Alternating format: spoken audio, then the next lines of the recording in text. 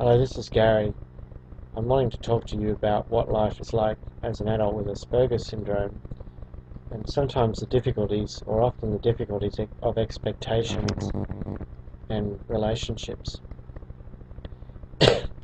As an adult with Asperger syndrome, one of the difficulties I often find is the expectations that other people have of you as an adult, in particular that you should meet some sort of criteria in terms of, having a job and having some sort of a successful life.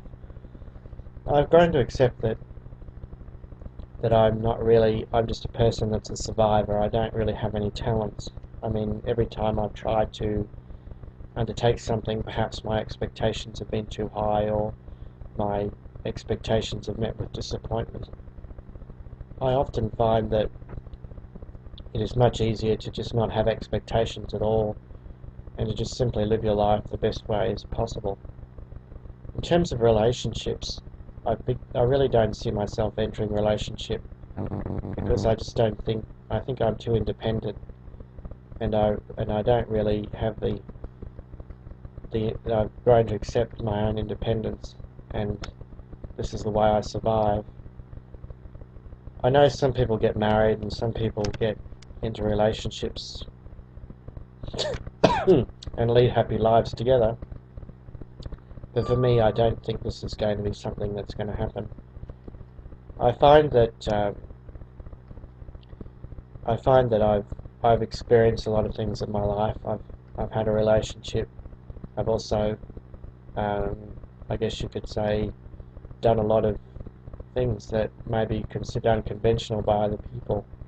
But I'm growing to accept who I am as a person and to realize that really I'm better suited to myself.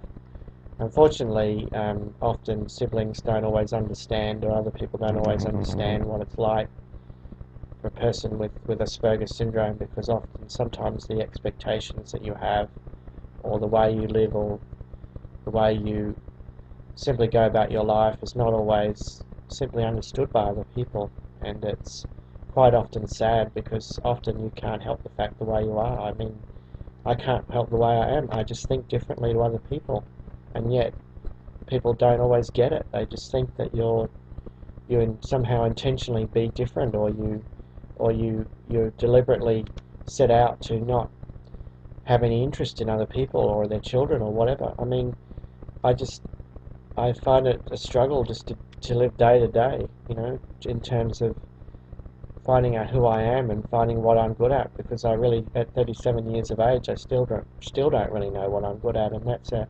neurotypical expectation that you have to be good at something in your life in order to be successful.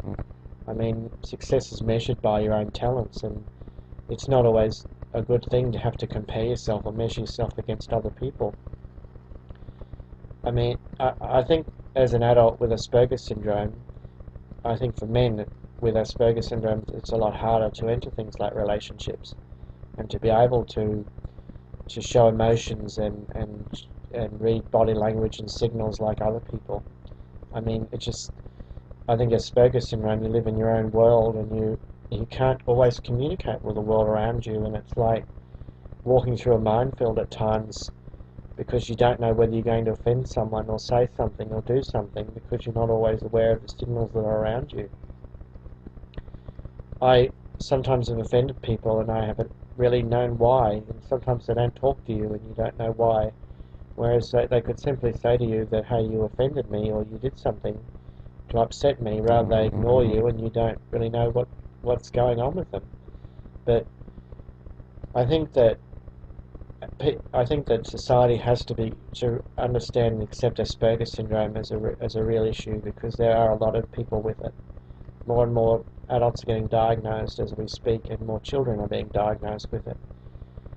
And there really needs to be more support and services available to adults with Asperger syndrome, because